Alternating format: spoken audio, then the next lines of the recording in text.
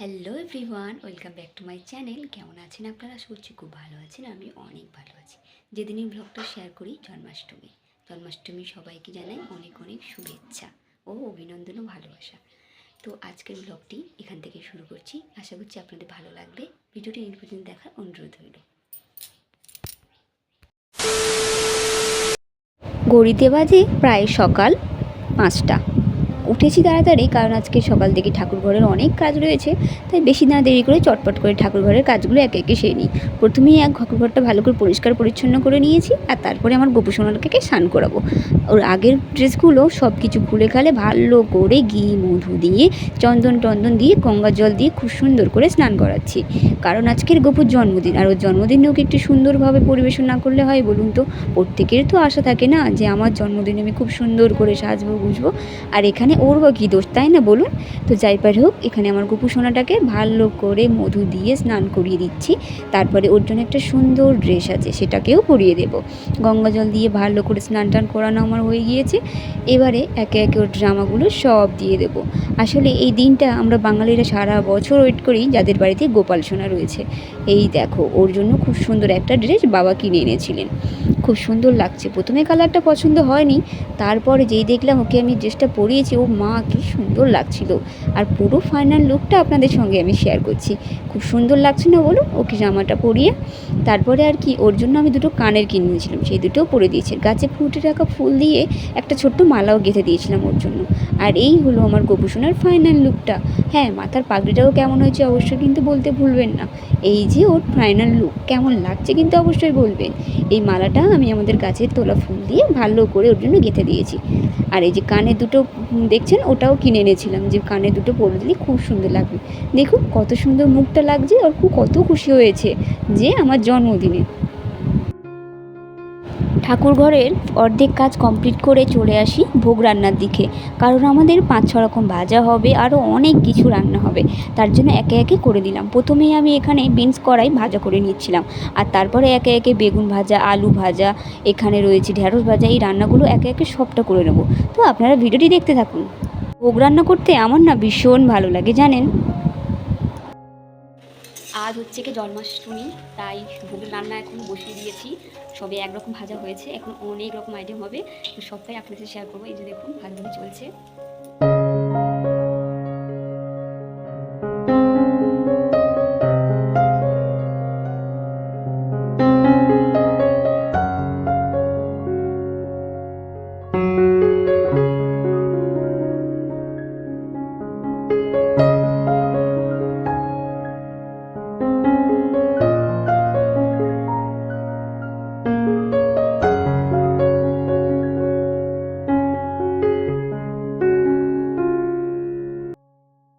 এদিকে আমার সব রান্না বান্না কমপ্লিট করে ভোগের প্রসাদ ফল টল কেটে নিয়ে ঠাকুর মশাই আসার আগে একদম পুরো প্রস্তুতি করেছি।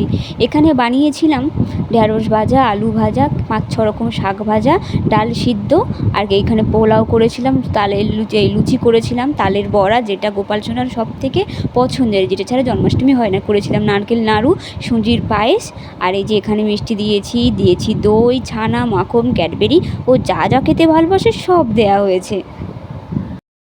সত্যি এইবারে একটু নিজেকে হালকা লাগছে, তার কারণ ঠাকুরমশাই আমাদের বলে গিয়েছিলেন খুব তাড়াতাড়ি আসবে, আর যেহেতু এবারে জন্মাষ্টমীটা তাড়াতাড়ি পড়েছে, মানে দিনের বেলাতে পূজা হবে। সম্পূর্ণ কমপ্লিট হয়ে গিয়েছে, ঠাকুরমশাইয়ের জন্য অপেক্ষা করছি, ঠাকুরমশাই আসছে। বাইরের ওয়েদারটা জাস্ট আপনাদের দেখাই, মানে এত রোদ, এই যে এত রোদ, তার মাঝখানে কালো মেঘে পুরো ঢেকে গেছে। জাস্ট দেখাই, কালো মেঘ আর মেঘ, চপচপে মেঘ, কালো কুচকুচে মেঘ, দেখো মেঘ, আর এদিকটা দেখো নীল পুরো আকাশ, আর এই দিকটায় মেঘ। এই যে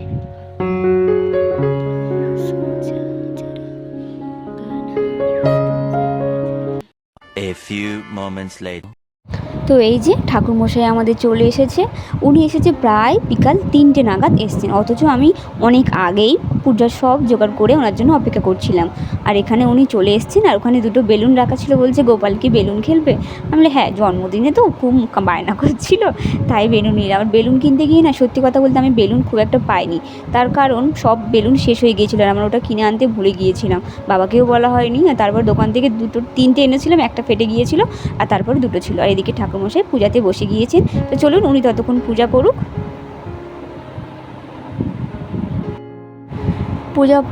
পূজা কমপ্লিট হয়ে গিয়েছিল। তারপরে বিকালে সবাইকে প্রসাদও দিয়ে দিয়েছিলাম, প্রায় ওই 5টা সাড়ে 5টার দিকে। কিছু নিয়মকানুন ছিল, সেটা পরের দিন হবে। The next day. Hello, good morning. আর তো এখন হচ্ছে কি সকাল 5টা, কারণ জন্মাষ্টমীর পরের দিন আমাদের এখানে দুদিকে কিছু একটা হয়, ঠিক আছে? তো আমি এখন এসেছি ঠাকুর ঘরে। একটা অবাস্তব জিনিস না দেখলে সত্যি বিশ্বাস হবে না, ভগবানের কি লীলা দেখো, এখনো পর্যন্ত আমাদের বাতি জ্বলছে। এই যে আমি তো জাস্ট দেখে অবাক হয়ে গিয়েছি যে এখনো বাতি জ্বলছে। যাই হোক, এখনও কিছু আমাদের পূজার নিয়মকানুন রয়েছে। ঠাকুরমশাই আবার আসবেন, দই মাখাবেন, কিছু দই খেলা সম্পর্ক কিছু মানে এরকম কিছু পূজনীয় হবে। তো আমি পুজো করবো। এখন মানে প্রায় 5টা সকাল, হ্যান্ডেল করে চলে এসেছি। চলে আমি ঠাকুরের কাজটা করি। এটা কি সুন্দর দেখুন।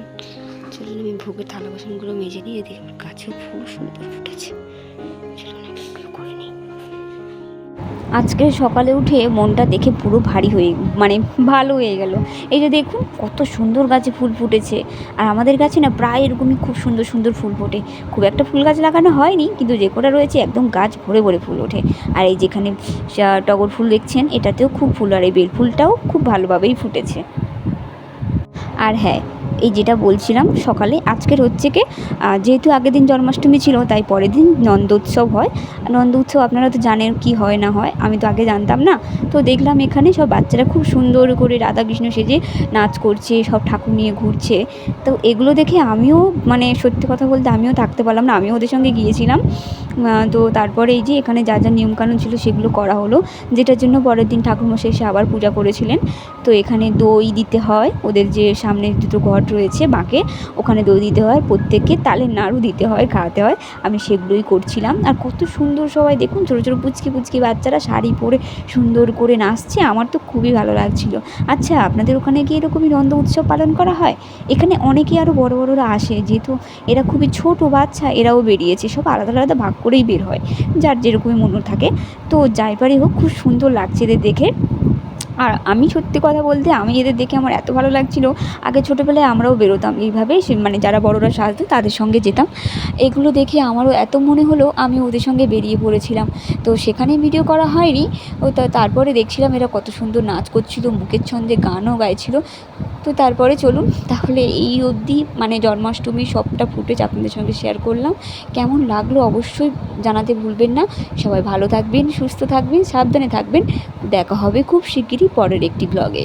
ততক্ষণ সবাই ভালো থাকবেন, সুস্থ থাকবেন, সাবধানে থাকবেন। তো আর ভিডিওটি কেমন হয়েছে অবশ্যই কিন্তু জানাতে ভুলবেন না। তো সবাইকে টাটা, দেখা হবে পরের কোনো ভিডিওতে।